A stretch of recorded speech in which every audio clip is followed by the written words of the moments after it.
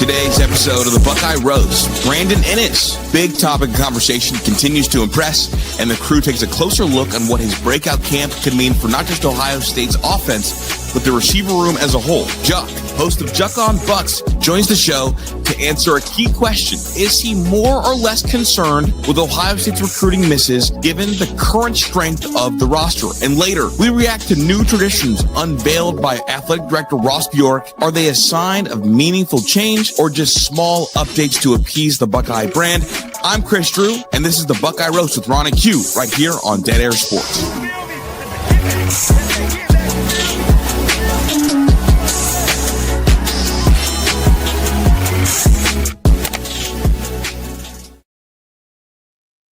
Good morning, good morning, good morning. We are back for another episode of the Buckeye Roast. It's your boy Ron James here with my guy QP Ski. Q, how you doing?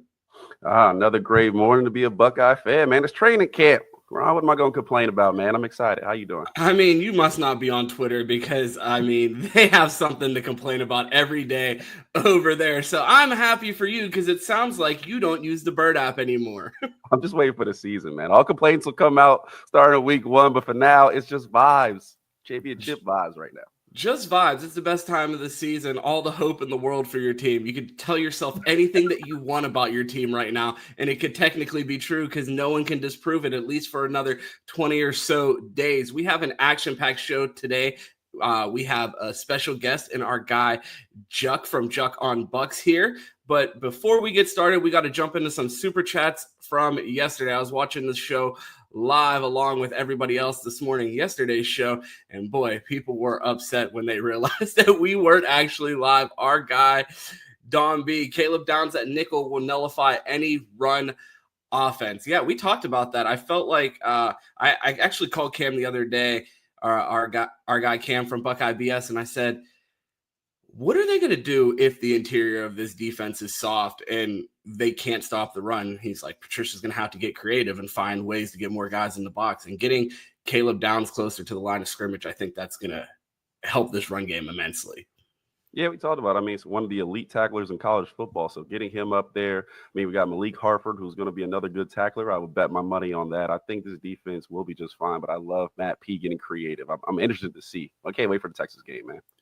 And Q, an OG of the show, our guy Mike Green. My guys, what up? He was very disappointed to see that we missed the super chats, but we did not forget about you. Get your shout out on the next show. We appreciate everybody sending super chats over there on the Best Damn Media YouTube. This will be our final week on that channel. We will be exclusively on the Dead Air Sports YouTube channel. So if you're watching over there on Best Damn Media, make sure you switch over there. Q, anything else before we get to our guest? Shout out to my guy, Mike Green. We've been talking all offseason, so glad to see him back. I want everybody back. Move over to Dead Air Sports. Catch us over there. You know where to catch us Monday through Friday, man. Let's get to it.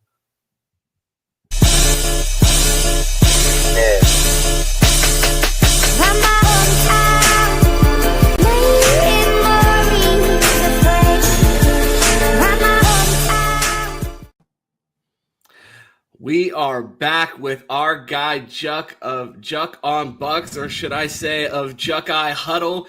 A new home for you. Juck, how you doing? Fantastic. Missed you guys, man. You took the whole off season off. I had to come up with stuff to talk about every single day. I couldn't bounce anything off you, but I'm happy you're back to work. Good to see you guys. Happy about the Dead Air Sports. Everything sounds like it's starting off really well. Super excited. Yeah, a little peek behind the curtain. I text Juck during the offseason and tell him that I don't envy his job one bit covering this team and dealing with all the crazies during the offseasons. I tell him all the time, I don't know how you do it. We say every year that we're going to try, and then I watch everyone else that does it, and I'm like, I'm not jealous in any way. Man, I feel like I've been talking to Juck all offseason, the amount he's on my TV when I just let YouTube play. I see Juck every 5 minutes. I'm like, yeah, I feel like we've been talking this whole time. Hell yeah. I love it that way. Absolutely. So we got to jump right into it. I sent Juck a text and I said, man, what do you want to talk about? And the last time Juck and I were on screen together, we talked about the guy that is on the cover in Brandon Inniss, a guy that I have been beating the drum for since since Lincoln Riley went to USC, and it opened the door for the Buckeyes to get back in on that recruitment. Inniss originally committed to Oklahoma and then decommitted when Lincoln Riley went to USC, ended up a Buckeye. It started the SFE train as far as getting Carnell Tate here, Jeremiah Smith, and the rest of them. A lot of talk has been made about Brandon Inniss this offseason and one Mylan Graham. It feels like people were too confident in the quarterback battle. They had to manufacture another Buckeye Civil War, and it was Brandon Inniss versus Mylan Graham. And a lot of hype was made about Mylan Graham and the speed and explosion that he adds to this team. But we see an energized and super fit-looking Brandon Inniss here at camp, and just wanted to get your thoughts on where this battle stands and your thoughts on Brandon Inniss coming into this season. So, like, Mylan's so fantastic, just a marvelous athlete. And back during when that was going on, it was like, it wasn't too long off that Penn State game, and BI caught a touchdown pass that Penn State game. And I don't know if it was the angle of the camera. He looked kind of slow a little bit running the end zone. And people were cooking him for that. And then you roll in and you see Mylan and you see him in the spring game, and it's like, wow, this dude's electric. So it was valid for people to think, I don't know, maybe we could. But I'm telling you, man, we were there on Saturday at camp, and I'm not even speaking just specific to plays that Brandon Inniss was making, but he just caught your eye over and over again as an elite football player on a field of elite football players. And it was impressive. I mean, he is not just a leader, but play after play after play. And even when he's not making plays, he just flashes everywhere. That number 1 looks great on him, by the way, just flashing everywhere. The speed, he looks electric. The yards after catch. I mean, it doesn't look anything like it did that Penn State game. I'll put it that way. But I think there's a lot of people that owe you an apology because you were backing him 100%. You weren't hearing any of that stuff. No, and my biggest thing was we rarely see at Ohio State, and it's something that I've talked about in the off season, not on camera, but in different conversations about the fact that we really haven't seen in the Ryan Day era someone surpass someone that is following their schedule pace for progression at Ohio State. And by that, I mean, most times if a guy's going to jump someone, they do it as a true freshman. They don't normally not participate as a freshman and then jump someone who's on their normal path of progression. And everything led to look like Brandon Inniss, especially with the time that we saw him get last year. You mentioned the Penn State game.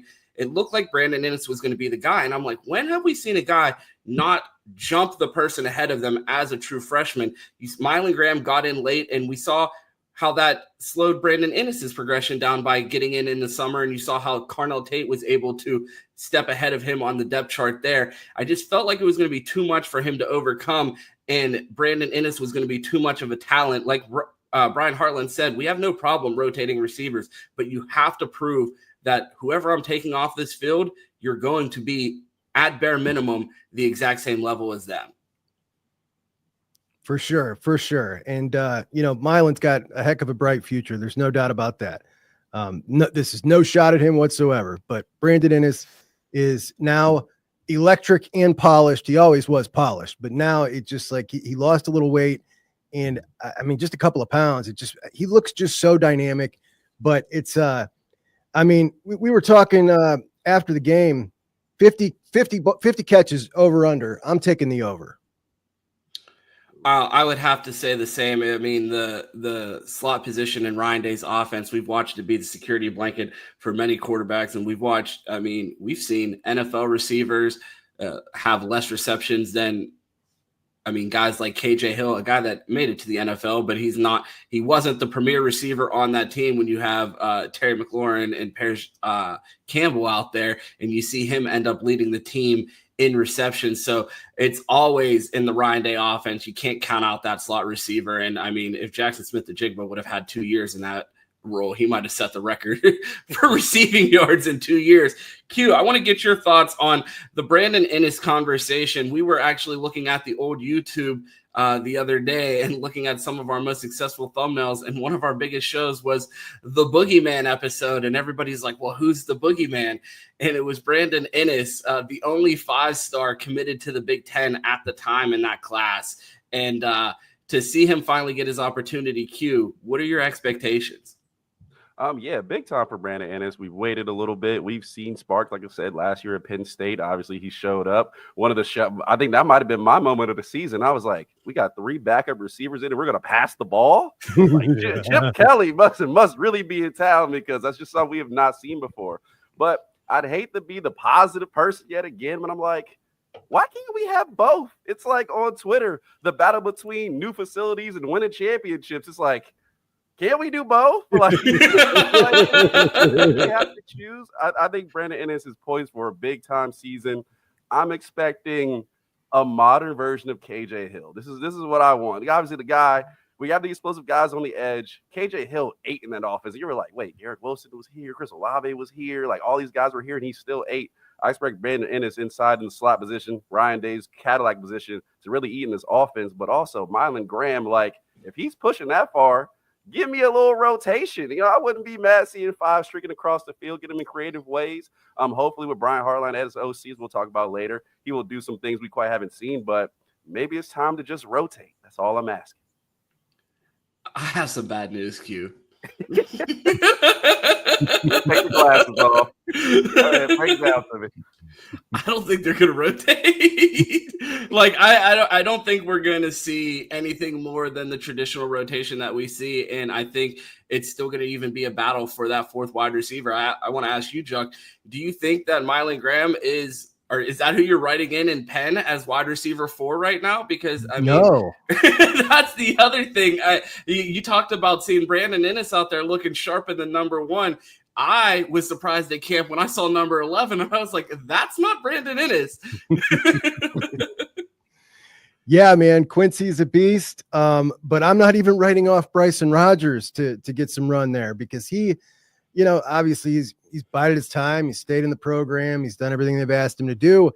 And he looks really crispy in and out of stuff. He looks fast. I know he's got great hands.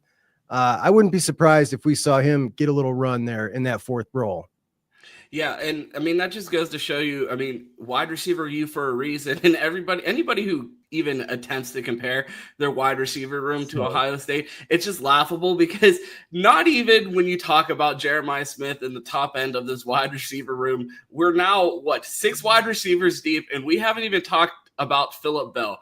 Yeah. And I know that's someone that jumped out to you at camp, and I was shocked to see his rating drop so much in high school, because he was flirting with that 5-star, high 4-star range, and then dropped his junior and senior year. But I mean, the talent is there, and you could see why people were high on him early in his high school career. I'll tell you what, man, I kind of missed on him. I was not very high on him. Just, his film, it wasn't, I thought, okay, he's solid, but he looks like he could be a certified dude. He was all over the place making plays in the spring, and here he's doing it again in the fall. And man, Hart just knows his stuff, obviously. I mean, the guy, yeah, like you said, like when he was an early high rated guy in his class when they first came out with the rankings, and then kind of steady dropped. Looks like the Buckeyes got a hell of a steal with Phil Bell. He's going to be a dude. Absolutely. Q, any other thoughts on the wide receiver room before we pivot? No, man. I mean, it just sounds, from guys at camp, it just sounds explosive all the way through the offense. I mean, it sounds like we got young guys who are coming up, battling. We got older guys, and we rarely even talk about Jeremiah Smith, just because I don't know if Ron really left anything to say after the last season. But it's like, you would think the talk about him is so high, and it's like Quincy Porter, Phillip Bell, I mean, Mylan Graham, Brandon Inniss. So it just sounds like, I mean, I'm pleading just one time to get maybe a little rotation, but it just sounds like this room is so deep and so talented. It's going to be exciting to watch. And like I said, if the quarterback can just steer the ship, don't crash the Cadillac, man, I think it's going to be a really good season. When you talk about this wide receiver room, you do have to feel a little bit bad for the corners at Ohio State because, like, what if you, like, one day you just wake up, you're on your way to the Woody, you have a little bit of a cough, you have a cold, big test that week, you're tired, and then you look across and it's like, oh, I got Jeremiah Smith. Oh, wait, here, one of the backups coming in. Oh, it's Quincy Porter. Oh, wait, this guy, Phillip Bell, he was a 4-star instead of these 5 stars I've been dealing with, still getting cooked. I feel like there are no days off for these cornerbacks at Ohio State. And I thought about Denzel Burke at practice, like in the NFL, and they were talking about how competitive he was. And I was like, can you imagine what his life was at Ohio State for the last 4 years? And the guys that, oh, Mars finally gone, thank God. And then Jeremiah Smith shows up. It's like, these guys can't catch a break. The Marv to Jeremiah Smith transition will forever be the funniest thing ever. I did want to stick with the wide receiver room, kind of. You made the joke. It was funny hearing Hartline talk about the offensive line, given that he's the wide receiver guy, and we've been watching these interviews with him as a position room coach. He is now the offensive coordinator for the second time around. Wanted to get your thoughts there on the hire and the spin back on Brian Hartline after the Chip Kelly experience. So for one, I keep forgetting when they're interviewing him, and when he is talking about Austin Ceraville, I'm going, what the hell are they asking him about Ceraville? Like, oh, hello. It's just he's been doing it for so long, and I've watched so many of these things, and I'm like, what is this? But I don't think the first time around he was fully ready, and I don't think Day was fully ready. I think it was a bit of both. Day course corrected. I've gotten a lot of comments like he failed at this the first time. Why are we doing this? Yeah, I don't see it that way at all. So putting him in this role, a guy who's never failed at anything he's put his all into in his life, and a guy who's been in one offense his entire college coaching career for 9 years now with the same coach running that offense, I don't know how it could be anything but successful. I have full confidence in this, like full confidence. Q, I have to ask you, Brian Hartline has to be looking at Ryan Day side-eye like all these people out here telling me I failed as an offensive coordinator. He's like Dwayne Haskins, JT Barrett, CJ Stroud, Justin Fields, and you give me Kyle in year one? And then Kyle goes to Syracuse and lights the FBS on fire, but he's like, really, my first shot at this, I'm unsure of what I'm doing. He's unsure of himself, and you don't trust me. Like, how am I going to succeed out here? Like, what if Brian Day set you up like that? What would you be saying to him?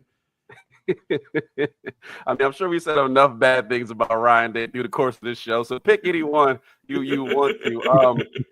I did feel like Brian Hartline, unfortunately, got the short end of the stick at that time. And CJ Stroud walks out, and it's like, well, who's really going to walk in that's as good or better than that guy, especially the way he played against Georgia and the way we feel about him later in his career than early on. So it feels like Brian Hartline may have got a little short end of the stick, but you feel like in a little bit he wasn't ready. And you feel like in a little bit Ryan Day gave him that position, but didn't have the confidence in him to actually run that room and do what he wanted to do. In comes Chip Kelly. Now he's learned from Chip, maybe learned a little more of the run game. Tyler Bowen walks in and gives him some addition in the run game. So you feel like with a combination of both and Ryan Day still there being one of the best offensive mind in the game, you have to feel like, okay, like I feel like there may be some bumps in the road, but Brian Hartline is on the road to success. Now, it may not happen in week 1, may not happen in week 5, but what's most importantly is the playoff and the run we made there. Because even at Chip Kelly, we looked at Michigan game like, the hell was that? Like, so there'll be bumps in the road, but I am fully confident in Brian Hartline going forward, and we'll see what he does. I'm going to hold your guys' feet to the fire here like I'm talking to ChatGPT or Grok, where I have to tell them yes or no answer. I don't need any of the fluff. Just answer my question. When we look back at the first tenure with Brian Hartline at offensive coordinator, if you had to choose, do you think that was more of a situation of Ryan Day's hand being forced as far as justifying the pay that Brian Hartline was warranting as a position coach, as the best wide receiver coach in the country? And do you feel like that was just a title bump, or do you feel like that was a legitimate shot that did not go the way that Ryan Day intended? I'm going to go with option 2. I must say title bump. At the time, you felt like Brian Hartline may have started to want more than just be a wide receiver coach. We heard of Cincinnati taking the head coaching job over there. He interviewed for that. I felt like Ryan Day said, this is a guy I can't lose. And even if I miss out on him as coordinator, if I find a way to keep him around the program, that's more important than him running the offense efficiently or the way I want to. Juck, can you explain a little bit more about why you think it didn't go the way that Ryan Day intended when he first hired him? I think he prematurely, I've done this at times, like in my career. And I just feel like he thought he was ready to relinquish the reins. He thought he was ready, saw a couple things that made him uneasy. And then it was just kind of like, do I really want to do this? And then there was this awkwardness where he said he was going to call plays. And then he clearly wasn't calling plays. And then he admitted he wasn't calling plays. And he just kind of pulled the reins back. It was a wonky situation. And the reason I say it is because I've just been in a professional situation like that and done the same thing that Day did. And it just resonated with me. I could be totally off base, but it just felt the exact same the way it played out. Yeah, and then it worked out perfectly for Day because it couldn't have worked out any better because I don't think Bill O'Brien was his first choice. I think Chip Kelly was his first choice. And then when Bill O'Brien left, he really put the full court press on Chip to get him here as the replacement. And now, I mean, he's done it. He's been to the mountaintop, and we talked about it on episode 1. I feel like he has a level of grace outside of the Michigan game to make his own decisions right now. And if he trusts Hartline, I'm going to roll with it. I wanted to get your thoughts on the other side of the ball when it comes to the defense. You got to see Matt Patricia and his defense up close. You got to see Caleb Downs at the nickel. I wanted to get your thoughts on the things that we're hearing around this new defense and how different do you think this could look from what we saw under Jim Knowles? Very. I really do. So I think the intention for Ryan Day and everybody else was, hey, we got a guy here. Obviously, your pool is limited because you want somebody to come in and be able to run that defense. You're not going to go get the hottest defensive coordinator in the country because he's going to bring his defense. So he limited his pool, finds a guy who can do it, who's also brilliant and can do anything else, and brings him in. And for the comfort level, we're going to keep everything the same. Okay, cool. But then you look at the way Matt Patricia has assimilated and the trust that he seemingly already has gained from everybody around. By the way it's gone, it just looks like it's gone so great for everyone. Then you start to think, okay, maybe he's going to introduce some more and they're going to be receptive. And by the time we're mid-season, I think it's going to just look quite a bit different than they originally intended it to, because I just think that it sets up perfectly with the weakness, with the areas that are a little bit weaker on this team for him to do what he does best. And that's let those linebackers loose and run a little more 3-man front. Like Q said, though, I'm really excited for it. I think he's just kind of a wizard when he wants to be. And he seems to be getting along so great with the players. Everything about it just feels perfect. I'm really excited for what he's got in store. This thing with Caleb at nickel was like, we sat here all off season talking about, the safety battle. Nobody ever brought it up. And it seems so obvious. Why don't we try this? And then they come out and it's just like, oh yeah, there they go. Okay. But so many different options here with these guys. And I'm really excited for Patricia. I love the hire from the beginning. I know it was a very controversial hire at first. I don't hear anybody saying that anymore. No, I wanted to stick with the nickel position. There are 2 beyond capable guys at nickel in Bryce West and Lorenzo Styles. We just watched Lorenzo Styles play on a national championship team. What do you think that means for the rotation in the secondary, that they're going to be moving Caleb around so much? And how many guys do you expect to play in this secondary? I mean, you've heard about pretty much everybody in contention. I mean, you already see Fahim Delane in the 2 deep. How many of these guys in the secondary, and I'll even expand this question out to the cornerback position, because 7, 8. How do you find spots for all these guys when you got Caleb Downs? Hey, I can do this, I can do that. Yeah, it's rough. It's going to be a healthy rotation. I'm counting 8 guys right now off the top of my head that I think are going to play consistently. My hope is Lorenzo continues to improve, and I think he will, because I thought it was, I don't know. I don't want to say he was getting the short end of the stick, but it seemed like people were really writing him off in the offseason, that he's not good enough. Who can replace Lorenzo? And I think he's got some dog in him. He was new to the position. I think he's going to continue to get better. Obviously Bryce looking good and getting better in that role as well. And Fahim, like you said, Fahim looks legit, man. He looks absolutely legit. I'm sure we'll get to it, but man, this class of 2025, wow, we got some dogs. Absolutely. I felt like that was one of the things that I couldn't help but notice while I was at camp, that every single one of the freshmen looked like they've been in the program for multiple years, or like they've been in a college weight program for multiple years. And that's been a topic we've discussed on this program a ton. Like, our players look doughy sometimes. Like, what is going on in the Woody? And there's none of that in the Woody right now. I felt like I used to watch SEC football sometimes and be like, these guys look different than what I'm watching on Saturday in the Big Ten. And it felt like for the first time in a long time last year, when you looked at this Ohio State team, you're like, they're bigger, faster, stronger than everybody that they get on the field with. And I feel like that's going to carry over into this year. What are your thoughts on just the overall physical progression of this team?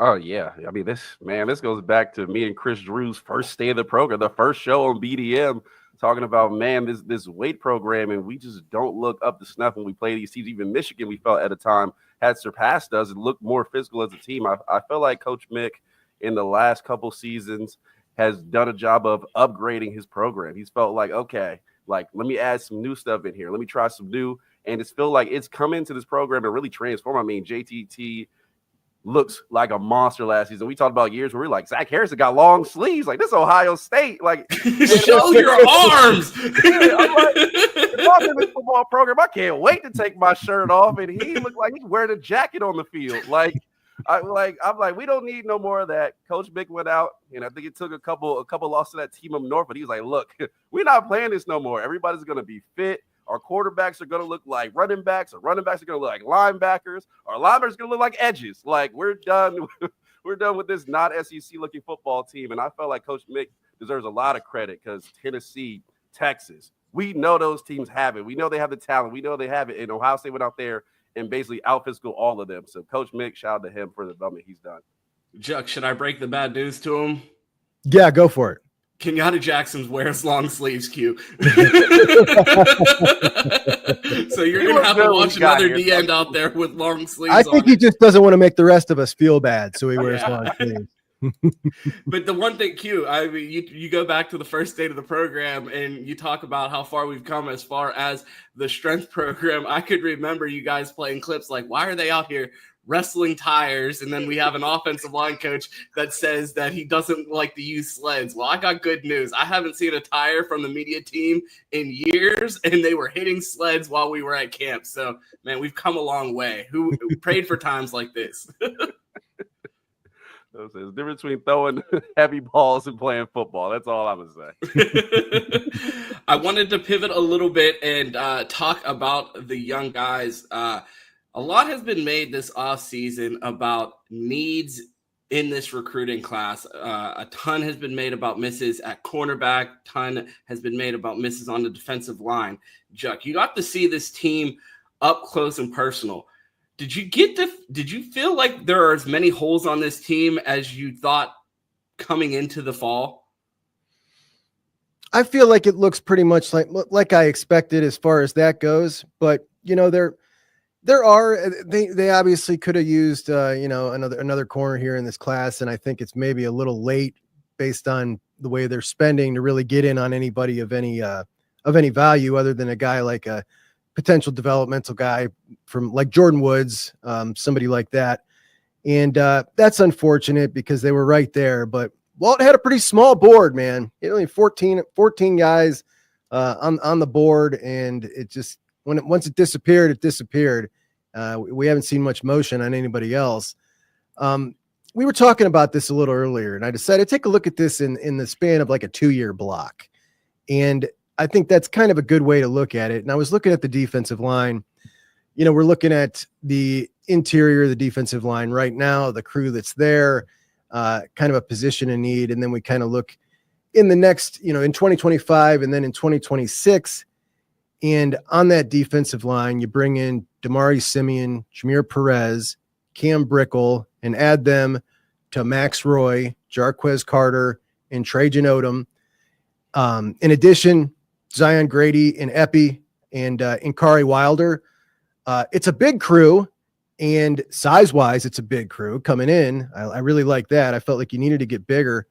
But there's some really, really good-looking prospects there, and there's some guys who are, on the 3-year, 4-year developmental program too. So I like it when you combine it all together like that. I think it looks pretty promising on the defensive line, more so than when you just take one class at a time and look at it. Did any one player in particular stand out to you from that group in the 25 and 26 class from your time at camp? Man, that's a tough question. That really is, because so many of them I felt looked really good. But I guess if I'm just going to pick one, I think that, we've been talked all offseason about is Devin Sanchez going to be just too good to keep off the field, that you just can't waste a year of him on the roster? I feel that way about Bo Jackson. I think he's just different. He creates when it's not there like none of those other backs can. And he can also hit the home run. I just don't know how you can justify not playing this dude as a freshman, because we know he's going to handle his protections at 6'1", 220. He'll be just fine. He's the guy, man. He is the guy. Is that who you would bet on of anybody to play this year the most? I don't know that I would, just based on the circumstances, but I think that if we're just talking about a guy that's just a total difference maker right now more than anybody else, he's the guy that I would say is that guy. So coming out of practice, is there any other position that you're concerned about or feel like the Buckeyes need to address in recruiting outside of that interior of the defensive line?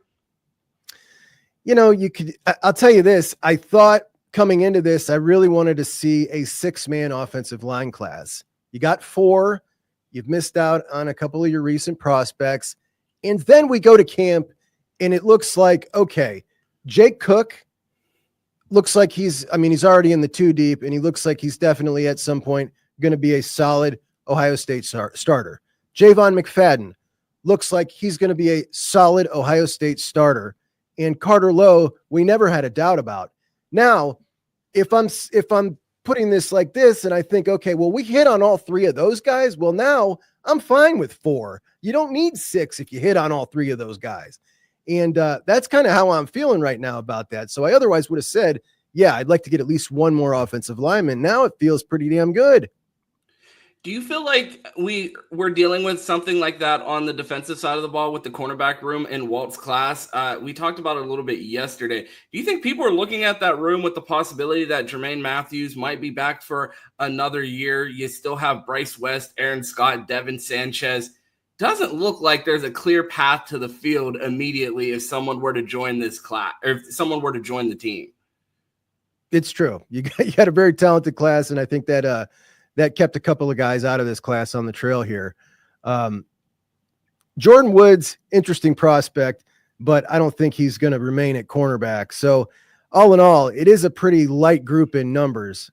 So it would be nice to add one. Again, I just don't know if it's going to happen.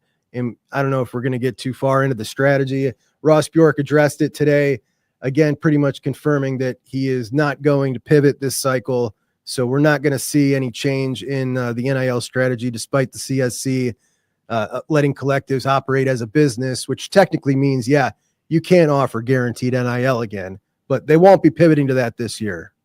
Q, you had questions on the new rule changes. Did you want to ask Juck about that? Yeah, I feel like he read my mind. We're talking about the strategy. Juck, I want to definitely ask some questions on it. Obviously, we've seen the pivot, and we've seen at the time where it felt like Ohio State preemptively, before things were solidified, we're like, we're going to do this before we even have to. And it's felt like since the NIL era, and correct me if I'm wrong, but I feel like outside of one transfer portal window and Jeremiah Smith, Ohio State has also always been a little slow to react and has paid the price for it. And now we look, it's like most of our guys are off the board, and now it's too late to kind of make it up. Do you feel like Ohio State made a major mistake preemptively going, or you feel like you would have been like, like it's coming, I don't want to get this hammer that supposedly goes around college football but never shows up? I think that Ross Bjork really wanted to do the right thing by Ohio State and get involved with this thing from the ground floor, and he did, and he helped create the CSC. And I think that not only he, but a lot of people around Ohio State thought that this was going to go a whole lot different when this rolled out. And then come to find out, we're seeing these deals didn't kind of go down. They went up, and they went up a lot. And I think they got caught with their pants down a little bit on some of these. Like, they did not realize this was coming for a couple of these guys, because you ended up wasting a ton of time on a few of these guys that looked like they were going to be NIL recruitments from the start, but they probably thought they could play ball. You got the revenue share. All right, we can work a little bit. And then they just end up getting $2.6 million deals. It's like, okay, we're out of this. But then things come around and you get things like the CSC changing the ruling here. They basically caved. The CSC caved and allowed the collectives to operate like a business, which is total nonsense. They should not be able to do that, because what I can do now is, if I am a collective and you are one of the guys I'm trying to get to come to my school, I can offer you guaranteed NIL, and I can funnel the money to you by saying, okay, here's what we're going to do. And we're going to do this 25 times. I am going to have a meet and greet with the fans, and I am going to get this one player $4,000 to come to this meet and greet with the fans. And I'm going to get that pass through the clearinghouse. And as soon as the clearinghouse passes it, now I can give that deal to all 90 of my players. And I can just continue to do that and funnel the money, which means you can offer now guaranteed NIL deals. And that is what we were waiting to see. Would Ross Bjork allow the Buckeye Sports Group to pivot to guaranteed NIL deals? And he's made it clear now twice that they will not be pivoting. They're going to stick with this strategy, hold on to their tails while the class is probably going to drop out of the top 10. And I think there is a silver lining, but it's been quite frustrating, obviously, for a lot of Buckeye fans, not accustomed to being outside the top 5, let alone outside the top 10, when we got 2 teams in our conference sitting at 1 and 3. Yeah, I feel like I've been in minority this offseason as people, and I don't know, I feel like it's been confused for agreeing with the decision. It was just, I feel like it was the least surprising decision that Ohio State has ever made, and you've heard Mark Givler screaming this from the mountaintops. OSU Legal runs this program. And everybody's been blaming Ross Bjork and the way that they've addressed this, and I'm like, the Buckeyes going into everything that they do tend to take the most cautious approach to everything. And we've watched this in years past, them be willing to just cave on a class and just lose out to everybody else around the nation in the name of what they feel is the right thing to do. And we've now watched them get burnt twice. Now we watched Texas A&M spend like drunken sailors in 2022. The Buckeyes tightened their belt buckle, and then going into this case again, you watch the Buckeyes again take the conservative approach and get burned on it. At what point do Buckeye fans look around and just say, this is my program? I feel like this is one of those, like, you're sitting at a family event and you're looking around like, do you not know who you married? Like, we all know this person. How you, who live with this person, are you surprised? Like, the same people that are tweeting about this every day follow this more than anybody, and it's like, how are you surprised? You know this person. I mean, if I go first, I'll agree a lot. I'll say, like, when the ruling eventually came out, which we knew was going to go that way, and we knew Ohio State had misstepped before it legally came out that Ohio State misstepped. I mean, I was like, well, there's outrage on Twitter. Like, this is who this program has been. Like, we've been beat on any NIL recruit, maybe outside of Jeremiah Smith, for like 3-4 years now. So it's no surprise here. And I think the bigger thing, and I want to ask, I feel like people are really disappointed that we didn't get the Texas A&M Ross Bjork and we got an Ohio State Ross Bjork. And I think that's kind of the most criminal thing, is like, you knew how to do this. This is why we brought you here. We brought you here to say, hey, legal, let's work around this. Like, let's play the money game a bit and be like you don't have to go full Miami or Texas A&M, but you can go full Georgia or Alabama, because they don't seem to have these problems. This was not everybody, but the people that were excited about Ross Bjork, this was why. He's a huge fundraiser. He knows how to play the NIL game. And then we get this guy operating the way he is, which, again, like to Givler's point, a lot of that is coming down from, all right, this is what you can and cannot do. And nonetheless, he didn't have to go get himself involved. And I think this is the reason he's not pivoting, because he got himself involved with the CSC And if he turns and pivots, he kind of looks like a tool.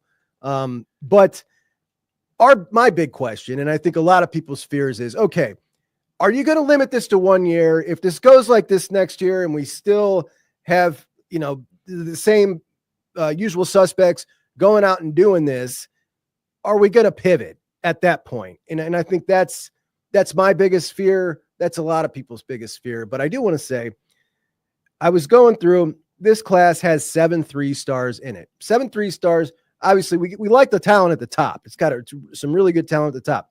7 3-stars we're not accustomed to. That's more 3-stars than 21, 22, and 23 combined, and 2 more than that. So we're not accustomed to that. But I went through and I looked at 19, 20, 21, and 22, and I just looked at the bottom 10 of every class. And we generally average 2.5 contributors out of that bottom 10. So does it really matter if they're 4 stars or 3 stars at that point? No, I think these 3 stars, 2.5 are going to hit out of these guys too. So either way, if you evaluated good, you're going to nail them. And then you do got the really high end talent at the top. There's no denying there are some dogs in this class. That's for sure. But yeah, it's been pretty frustrating for sure. Juck, you hit on it. ESPN put out an article where they named Ohio State 3-star U because of their hit rate on 3 stars to draft picks, highest of any school in the country. So it is a little bit of a silver lining there. And you brought up the 3 stars. I mean, I look at this group and I think Kari Wilder's a 4-star, but when you look at some of these guys, Cam Brickell, I think that's going to be a guy that could contribute. Luke Fahey, the teammate of Phillip Bell, an arm in the room when it looked like the Buckeyes really weren't going to have a quarterback in this class. So for them to go out and grab someone there late, Brock Boyd, a guy I also feel is criminally underrated. That's a 4-star all day.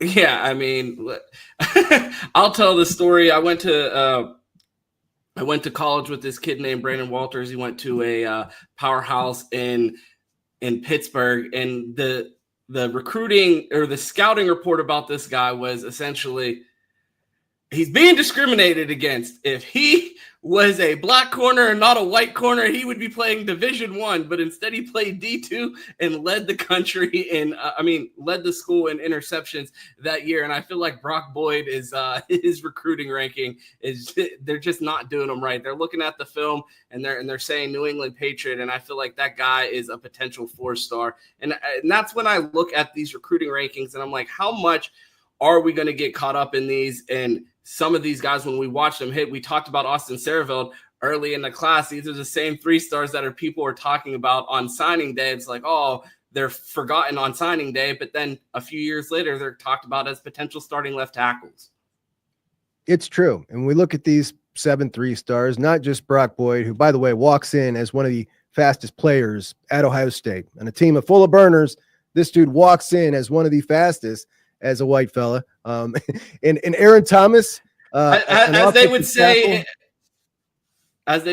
in media, deceptively fast. There we go. Aaron Thomas as a tackle, a true tackle body. How, we whine and cry, we can't get these guys. We got Aaron Thomas. He played defense up until last year. Guys got 1 year of film on the offensive line. Crazy athletic and got the size. He'll continue to rise. You got Tucker Smith, an offensive lineman out of Arizona as well. That's a true 6'5" and a lean 280. They'll probably get him up to 320 pounds, and he's just a meathead, like an Ohio 3-star lineman. They usually do us well. There are a lot of really good pieces in this class down at the bottom of that board, and I think they did some really good evaluations on him. Fahey, I think, was the perfect quarterback. Like you said, I don't know what else you could do between Tavian St. Clair and Brady Edmonds outside of spending a whole lot of money for a kid that was going to transfer. Instead, you get a guy with some tools who's a little undersized from California who's a Buckeye fan. You want program guys. In this era, you can't have classes like 2022 where you got 7 dudes left. There's 7 guys out of the 21 kids of the class of 2022. You can't have a couple of those. You get a couple of those, you're screwed. So you need some program guys that know when they're walking in the door, I'm on the 3 or 4 year plan. I trust these people to develop me. and I'm going to stick around. And sometimes that has to be a 3-star because a 4-star has an agent and a mom and dad that think he can go play right now, year 2, and make some money. And it's just the way it goes. How much do you think COVID contributed to those 2022 evaluations? A lot, man. Every single one of those guys that transferred out, except for Hero Canoe, went down like 3 levels from Ohio State. Yeah, man. It is crazy when you look back at that class, but I mean, we did get some gems out of there. Sonny Styles. Can't miss the group. I do want to ask you about one other person in that 22 class. The CJ Hicks experiment continues. We talked about it a little bit yesterday. We've been lying about CJ Hicks on this program so much so that we started a free CJ Hicks campaign during the season about 2 years ago, which prompted James Laurinaitis to block us on Twitter. But that's neither here nor there. I wanted to get your thoughts on the CJ Hicks position change. I had a very hot take apparently on this, that this was going to be totally inconsequential to this defense. He looked terrible in the spring game. Yes, he had a couple sacks. Sam Williams-Dixon totally whiffed his protection, and he had a sack. And I was just adamant that this was going to be nothing. And then I watched him Saturday, and I got to say, things look a lot more natural for him than they did in spring. He looks a lot more powerful. He was, speed to power. He was looking good in the run game. And now I feel like, okay, there's a shot here. And before I thought there was no shot for this to be of consequence. And when I mean of consequence, I mean, everybody was so excited about it and saying ridiculous things like our Abdul Carter. Abdul Carter was an excellent linebacker before they moved him down. CJ was not that. That's totally different. If he turns out to be that, I'll eat my words happily. But now I think it could be something of consequence. It could be a help. Do I think it's going to be, a huge impact on the defense? No. But before I thought it would be 0 impact. Over under 2.5 sacks for CJ Hicks this season. I'm going to go over that number. Q. Yeah, I've been buying this like Ron. We've had so much stock. I mean, outside of my Arvell Reese stock that I've made billions off of and got my own island. CJ Hicks is a guy I've bought into for a long time, and I may have been that crowd saying Abdul Carter Sr. Just to be clear, I was with you guys. I got tired of getting burned. I said he's going to have to show me now. No, I said I'm staying on this thing like the Titanic. I'm going down with the ship. But I will say we've heard good stuff coming out of camp. I think CJ, 2.5, I would have to go way over. I think he's going to fall into 2 sacks. Well, I'm hoping that CJ Hicks takes as much time and watches as much James Pierce DN tape as possible and says, hey, I'm around that same size. I may not be bowling 315 guys over, or maybe he can, but my speed and quickness can be a problem for offensive lines around the country, and I will find a way to weaponize that. And I have trust in Matt P that he will say, hey, man, I got this free. Like I said, Juck, Matt P has been doing the most PR possible. Every practice I see him just stand by CJ Hicks. They might be talking about nothing, but he knows what the fans want to see. They're talking about scheme. Something crazy is coming. So Matt P has sold me enough that I'm buying the CJ Hicks train, and I will say at least a 6-sack season.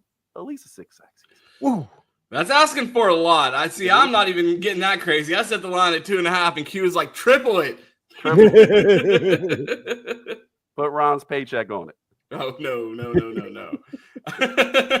I wanted to pivot here before we get out of here. Q, a lot of tradition talk around the program today. Ross Bjork met with the media and introduced some new traditions. I try not to delve into these waters as a Pittsburgh Buckeye. I know you're a Zona Buckeye transplant from Virginia. We had to get an Ohio OG in here to talk about these things because anytime we talk about tradition around Ohio State, people are in the comments like, what the hell do you know about that? So we have an Ohio native here that knows all about tradition around the program, Juck, and I wanted to get your thoughts on some of these new traditions. Dan Hope had the scoop on all of the new things that will be changing for the Buckeyes. Among the new initiatives for 2025, a unified Block O student section, pregame victory bell ringer, Archie Griffin for the Texas game, 3 color outs, Scarlet versus Texas, helmet stripe versus OU, and black versus Penn State. The band has moved to the north end zone. The towel given to our fans, which is a replica of the terrible towel. Enhanced entrance, virtual Buckeye leaves awarded to fans for opposing false starts. Reformatted video board, and in-game presentations will be shorter and use the ramp. That's a lot of change. It's a lot of new stuff. I'll tell you, I love it. I love it because I don't love it personally. Like, it's not going to do anything for me, but I think that there are a lot of people who really dig on this kind of stuff. And I've forever been irritated with the atmosphere at Ohio Stadium. Granted, a lot of it is we're usually watching blowouts at Ohio Stadium, but any little thing that can get somebody into the game, I'm all for, whether that be more music, these stupid towels, which I cannot stand, obviously, as a Browns fan, but whatever, we'll do it. I do love tying in the history of the victory bell. They're going to start doing that now on third downs, and not just before the game, but on third downs. I think that victory bell is awesome, and I think a lot of people don't even know it's there. It is so cool. The band, they're trying to sell that they're moving it from the metal south stands back to the concrete over in the north side. And really, while they're moving it because they're putting the boxes over there in the south, but they're going to try to make it sound like it's because of noise. They want to put it over in the north, and that's fine, whatever. But what they are doing is they're also, like Texas, they're putting speakers on the field and microphones to the band to make that louder field level, which I love. So, yeah, I was going to note that Pitt has been doing that for years. No matter where you're at in the stadium, it feels like you're sitting right next to their band. So when people are talking about, oh, it's going to dampen the sound, Ross Bjork did address that and say that they were going to do things to enhance the sound of the band. And if you've ever been to a game at Heinz Field, they have speakers every 15 yards, and it feels like you are sitting with the band. So I don't think that is going to have too much impact on the sound there. I love that. They're adding a new song by a band named Camp that's called Ohio, and I listened to it for the first time today. It is a folksy kind of tune. It's a little upbeat.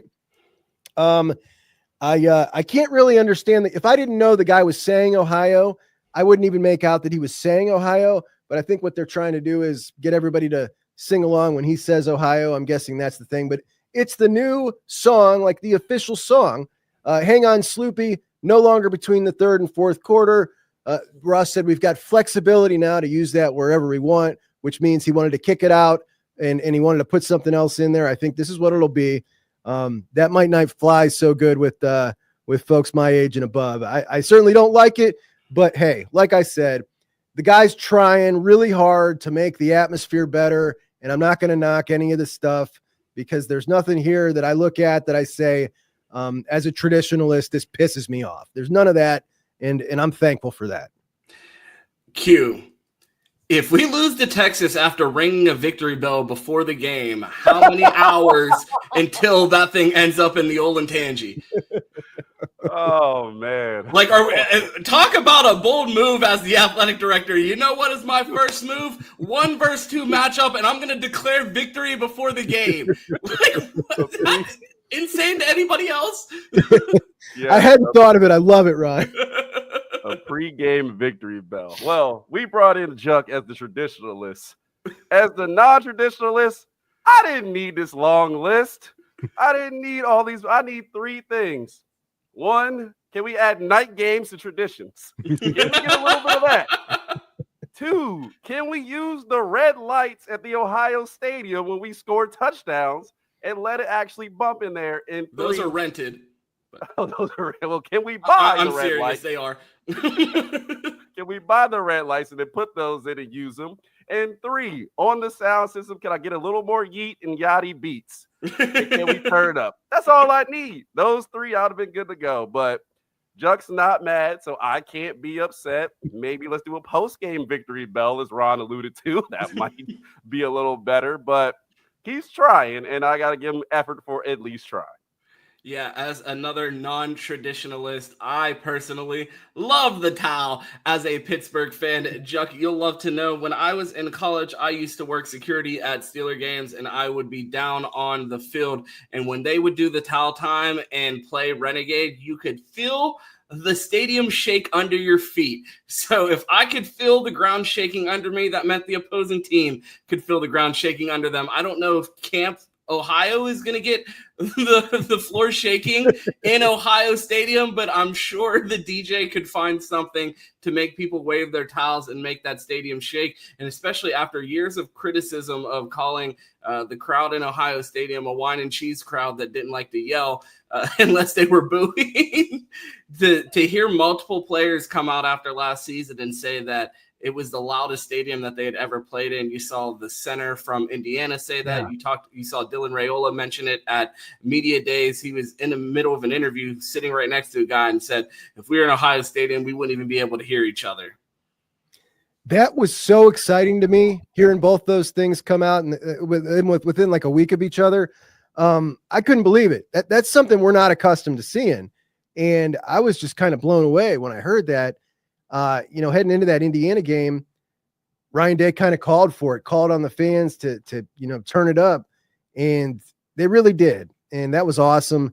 Nebraska, I don't recall the atmosphere being like that for the Nebraska game. It was kind of a pissed off fan base for the most part. It was a game they shouldn't have been in, but I don't know. Raiola remembers it differently. Obviously that's it's great to hear. And if this continues to go this direction, I'm really happy about it. I want to know, though, what in the hell is a helmet stripe game? Like, we get what the scarlet is. They want everyone to wear scarlet. We get the blackout. What is the helmet stripe? So the stadium will be all one color except for the 50-yard line. So there will be everybody from the 50 across the stadium will all be in the same color. So it'll be like a line going through the stadium. So it'll be all, I would assume, scarlet on one side or all white on the other side, and then whatever color that they do the stripe. Penn State has done a stripe out where they do multiple stripes, but the Buckeyes will do a singular stripe. Okay, and are we going to be doing scarlet uniforms and black uniforms?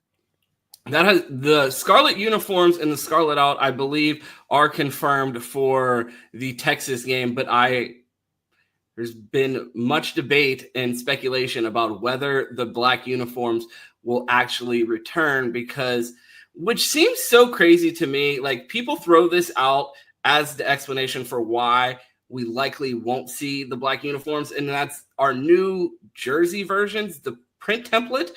Nike doesn't have a black version of it, of our current jersey. And I'm like, Nike doesn't have a lot of things. And then I see people show up with personal edition Jordans in every game. And you're like, everybody acts like Nike's like this startup on High Street. They're like, I don't know if we're going to be able to get enough volunteers to get these jerseys together. Like, this small startup in Nike, I don't know if they're able to come up with it. Like, it is the explanation, but it's also a ridiculous one. Like, oh, Nike doesn't have any made. I'm like, okay, well, make them. I've seen 1,000 mock-ups of them. They also made the last ones. Go get a pair of those. Make the damn black. Everybody wants to see the black. I like the scarlet better myself than the black. But everybody wants to see the damn black. Get the black back. It's ridiculous. Now again, as a traditionalist, that carries over to uniforms as well. However, now that our alternates aren't actually different uniforms, they're just different colors in the same exact template, I'm all for it. Switch them up. I love it. While we're on the topic of uniforms, Chuck, go ahead, give your spiel. About what? What are we talking? What about sleeves? Give me the goddamn sleeves back. I want the gray sleeves. This is ridiculous. We are now on year number 20. They rolled this out, and we all looked at it and said, this is terrible. This is not good. It'll last 3 years, and they'll go back after they sell their jerseys. And here we are, 20 flipping years later, and we are still stuck with this garbage helmet striped sleeve on our jersey instead of the most beautiful jersey in all of college football. It's absurd. See? Don't worry, Juck. It's coming after the stadium renovations. Right. By the way, I did hear today that the Woody is getting renovated. This is the 4th time they're going to renovate the Woody instead of tearing this building down and rebuilding a new building for these guys. I can't believe it. I couldn't even believe it when I heard it. The 4th major renovation to this old building, when we're looking at places like Auburn and Nebraska, they got Taj Mahals, Texas Tech, and Ohio State is going to remodel the Woody again for the 4th time. Absurd. Do we want them getting too comfortable in the practice facility? It's true. I get the point. James Laurinaitis said we like it gritty, so I get it. That's the thing, too. And it's not like these kids are going back to dorms or, like, crappy off-campus housing. They're going back to penthouses in downtown Columbus. Like, they could rough it for a couple hours in the Woody. It's their way of grounding the team. Like, it can't get too fancy around here. We're not Oregon. Yeah. Oregon has a dome for a practice facility. Man, they're no new one. That new indoor. Have you guys seen the mock-up for the new indoor? Looks like a spaceship with all glass. It's crazy. Oh man, I used to pray Spoiled for times rotten. like this. I heard it's shaped like a big zero for the number of national championships that they've won. Could just be the natural shape. Could have been architectural design. We may never know. But Q, before we get out of here, anything else about the new traditions at Ohio State? I know you have a lengthy tradition that you keep going on Sundays where you don't watch college football. Any other ones that you want to share before we get out of here? Oh no, man. I mean, it's good to hear the Scarlet is back. Now, me personally, I've not been a fan of the black uniform. I think it's a little lazy because it feels like it felt in black paint and they said it's fine versus actually throwing some detail in it. So I will say if Nike's going to take the traditional uniform and make it black, I know they're too busy making Oregon uniforms, and that's why they don't have enough time. But if they were ever to spare some time, I would like to see what that looks like. But like I said, I think the tradition is cool. Ross Bjork is trying stuff, and I think the uniforms we will see as they go. But yes, give me the gray sleeves. Let's go. I need to buy those. I need them in my closet. So can we get some more of those out instead of just a white stripe? I think that's a little lazy. Juck, do you think the company that makes all of Oregon's jerseys is going to be able to find a way to make a black uniform for Ohio State if you had to bet on it? If I had to bet, I refuse to believe that Ohio State is doing a blackout and we're not going to see the black uniform. I refuse to believe it. If we do see that, they're going to get roasted mercilessly, and I'll be in the front of the line. And do you think there's any chance that Ross Bjork has built enough clout that we can somehow see this game at night? No, not yet. I think it's coming. I think it's coming next year. I think we're going to start seeing some things that are going to change with that, but not yet. I'm sorry, I can't just end it there because I have to ask you, what do you think the most likely solution coming out of that would be? A new Fox presentation in prime time? Or do you think that Fox will just come up with some sort of financial way to sidestep it and get a game into prime time and allow people to buy the game out? I think the second option is more likely. I do. But I think that they also want to, they were willing to make concessions for the Texas game, big concessions for Ohio State to move that to the primetime game and on a separate day, which lets me know that they don't want to go into renegotiations for this thing the second time around with their cash cow of the Big Ten furious with them. So they want to help. They want to assist Ohio State in some kind of way. And, I think eventually we're going to start to see more night games again because of that. I mean, if I was them, it just makes sense. You don't want to piss them off. And you heard their statement when they said they were, considering moving it to Sunday primetime is, this is one of our best partners. And they absolutely are, man. They make all their money off Ohio State. Not all of it, but, a healthy amount. And you don't want them pissed off going back to the drawing board, because if Ohio State wanted to, and they never did under Gene Smith, they could really throw their weight around. And now with the new boss in charge, I'm hoping that he does. Gene Smith went into everything with what's good for Ohio State in the Big Ten, and we'll meet in the middle. It feels to me like Ross Bjork is what's good for Ohio State. And if that's also good for the Big Ten, that's great. But what's good for Ohio State? And that's the way it should be. Absolutely. And you love to hear it. Q, Juck, Appreciate both of you. It's been awesome. I'm so glad that we got an Ohio voice on here, or we would be getting destroyed in the comments for talking about tradition around here. So we couldn't thank you enough. It was great to get to see you in person at camp and get to watch practice together. And I'm glad that we got to see the same things. And I couldn't wait on my ride home to watch your show. And I'm like, did I see it the way that Juck saw it? And I was glad to hear that we were seeing the same things out there, and it was such a great time. It was an awesome time, and I love being on the show. I texted Ron the other day, Q. I said, hey, I want on the show, man. And I got on week 1, so I feel like a VIP. Thank you, guys. I appreciate it. It's always a fun time, more fun than I anticipate every time. Always a good time to have you. Q, let the people know where they can find you. I'm not hard to find, man. City Boy Twin on City Twin. If you give them the wrong handle, you are going to be pretty hard to find. I will be hard to find. Anyway, Clinton on Twitter, find Johnson on Instagram, but you know where I am. Dead Air Sports Monday through Friday, right here. Even Juck pulls through sometimes, so make sure you hit that sub button. Make sure you hit that like button. Remember, we are off. BDM is live this week, but it's not live forever. So come on over to Dead Air Sports. If you have questions, put them in the comment section. Like the video, all that good stuff. Check out Juck on Bucks every day. And Ron, get us out of here. Chuck, let the people know where they could find you, because you have a couple new homes this season, so it might be a little bit harder to keep up with you. It's harder to remember. So you can find me, Juck on Bucks, most days, but every Monday and Wednesday at 8 p.m. this season, we're going to be doing Buckeye Huddle Primetime, a new show over on the Buckeye Huddle channel. That's live, 8 p.m. Monday and Wednesday. Hop over and join me. Even Juck find a way to do night games, and Ohio State hasn't, man. I'm disappointed.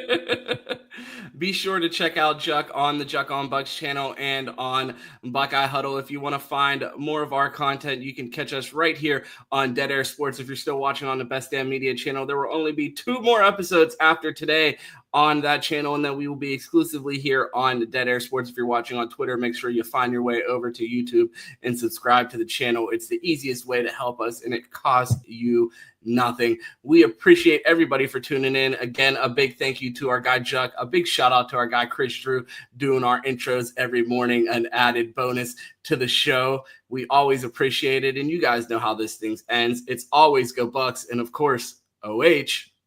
I-O.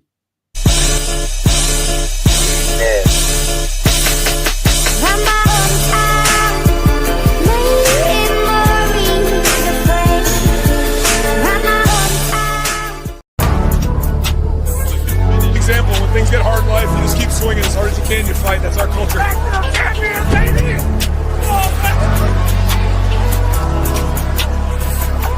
I promised you we had a plan. Remember that we talked about a plan? The plan was infallible. Part of that infallible plan is getting a team prepared, ready to go, so we start practice. Our coaches know what we got. And there's not one person in America I trusted more than Coach Mick and that staff. Think about this. 130 teams either today, they report, or they've already reported. 130. 16 weeks from now, there's going to be one champion. One champion in our conference, one champion on the side of our conference. And in the country, one team's going to do this. Not 36, not 48, not 44, one. That tells you how hard it is to be a champion. To do right all the time. To know your assignments. To have 11 guys play hard on every snap. That's hard. That's why there's one. I want a hungry team. I want a hungry team. I want a team that can't wait to get out there. Where there's a bunch of players that maybe, whenever you have a new coaching staff, you haven't played much, maybe you're trying to make a name for yourself, you're a hungry football player. I want a hungry team. And last one, most importantly, I've got to coach a few of them. I want an angry team. I want a pissed off football team. I want a team that has a little chip on their shoulder. Maybe something's been taken from you. Maybe something hasn't. Maybe something's been taken from you. Are you a team that's going to go get it? You're the Ohio State Buckeyes. You're an angry football team. You got an angry staff. You got a bunch of guys that are getting ready to start a journey. We're starting that journey tomorrow at 5 a.m. You're a hungry football team, and I'm proud to be your coach. There's a plan in place, right?